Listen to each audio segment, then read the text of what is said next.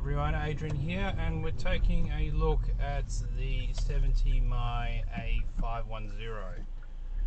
So we have the Sony Starvis 2 IMX675 sensor here, and we're recording at its maximum resolution of 2.7K, so that's 2592 by 1944p.